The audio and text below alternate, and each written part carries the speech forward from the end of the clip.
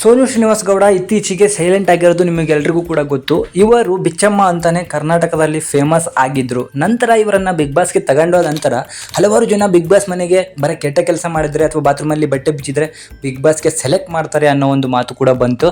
ಇದಾದ ನಂತರ ಸುದೀಪ್ ಅವ್ರಿಗೂ ಕೂಡ ಇಂತಹ ಒಂದು ಮಾತು ತಲುಪಿದಾಗ ಅಲ್ಲೂ ಒಂದು ರೀಸನ್ ಅನ್ನ ಸುದೀಪ್ ಅವ್ರು ಕೊಟ್ಟಿದ್ರು. ಸೊ ಬಿಗ್ ಬಾಸ್ಗೆ ಬರೋಕ್ಕಿಂತ ಮುಂಚೆ ಕಾಂಟ್ರವರ್ಸಿಯಲ್ಲಿ ಇದ್ದಂತಹ ಜನ ಬಿಗ್ ಬಾಸ್ ಮುಗಿಸ್ಕೊಂಡು ಹೋದ್ಮೇಲೆ ಪಾಸಿಟಿವ್ ಆಗಿ ಜನಗಳಿಗೆ ಕಾಣಿಸ್ಕೊಂಡಿರೋದು ತುಂಬಾ ಜನನ ನಾವು ನೋಡಿದ್ದೀವಿ. ಉದಾಹರಣೆಗೆ ಡ್ರೋನ್ ಪ್ರತಾಪ್ ಮತ್ತೆ ಸೋನು ಶ್ರೀನಿವಾಸ್ ಗೌಡ ಇತ್ತೀಚಿನ ದಿನಗಳಲ್ಲಿ ಅಂತ ಕೆಟ್ಟ ವಿಡಿಯೋಗಳನ್ನು ಮಾಡ್ತಾ ಇಲ್ಲ. ಸುಮಾರು 2 ವರ್ಷಗಳ ಕಾಲ ಆಯಿತು ಅಂತ ಕೆಟ್ಟ ವಿಡಿಯೋಗಳು ಎಲ್ಲೂ ಕೂಡ ಕಾಣಿಸ್ತಿಲ್ಲ.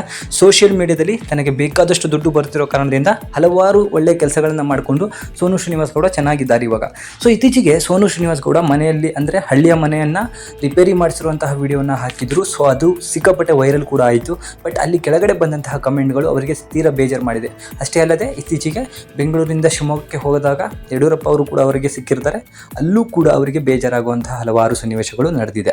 ಏನಂತ ಹೇಳಿದರೆ ಕಮೆಂಟ್ ಬಾಕ್ಸಲ್ಲಿ ಸೋನು ಶ್ರೀನಿವಾಸ್ ಗೌಡಂಗೂ ಹಾಗೂ ಯಡಿಯೂರಪ್ಪ ಅವರಿಗೂ ಸಂಬಂಧ ಇರುವಂತೆ ಮಾತನಾಡಿದ್ದಾರೆ. ಇವತ್ತು ಮಾತುಕತೆ ನಡೆದಿದೆ, ಮುಂದೆ ಯಾವಾಗ ಇವರ ಆಟ ನಡೆಯುತ್ತೋ ಅಂತ ಹೇಳಿ ಕಮೆಂಟ್ ಮಾಡಿದ್ದಾರೆ. ಅವರ ವಿರುದ್ಧ ನಾನು ಕಾನೂನು ಕ್ರಮ ಕೈಗೊಳ್ತೀನಿ ಅಂತ ಹೇಳಿ ಕೂಡ ಸೋನು ಶ್ರೀನಿವಾಸ್ ಗೌಡ ಹೇಳಿದ್ದಾರೆ.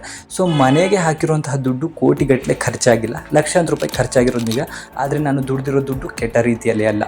ಯಾವ ರೀತಿಯಲ್ಲಿ ಅಂತ ಹೇಳ್ತಾ ಪ್ರೂಫ್ ಸಮೇತ ತೋರಿಸಿದ್ದಾರೆ. ಸೊ ಒಂದು ಯೂಟ್ಯೂಬಿಂದ ಅವರಿಗೆ ಬರುವಂಥ ಮಂತ್ಲಿ ಅರ್ನಿಂಗ್ 80,000 ರೂಪಾಯಿ ಅಂತ ಹೇಳಿ ಹೇಳ್ಕೊಂಡಿದ್ದಾರೆ. ಅಷ್ಟೇ ಅಲ್ಲ, ಇನ್ಸ್ಟಾಗ್ರಾಮಿಂದ ಪ್ರಮೋಷನ್ ಆಗಿ ಪ್ರತಿಯೊಂದು ವಿಡಿಯೋಗೂ 2 ಲಕ್ಷ ರೂಪಾಯಿ ತಗೊಳ್ತೀನಿ.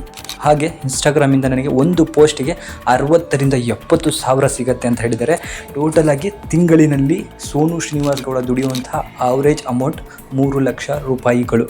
ಸೊ ಅವರಿಗೆ ಸೋಷಿಯಲ್ ಮೀಡಿಯಾದಿಂದನೇ 3 ಲಕ್ಷ ರೂಪಾಯಿ ದುಡಿತಿದ್ದಾರೆ. ಅದೇ ಅಮೌಂಟಿನಿಂದ ಅವರು ಮನೆಯನ್ನು ಕಟ್ಟಿಸ್ತಿದ್ದಾರೆ. ಸುಮಾರು 10 ತಿಂಗಳಿಗೆ 3 ಕೋಟಿ ರೂಪಾಯಿ ದುಡ್ಡಾಗುತ್ತೆ, 30 ಲಕ್ಷ ರೂಪಾಯಿ ದುಡ್ಡಾಗುತ್ತೆ.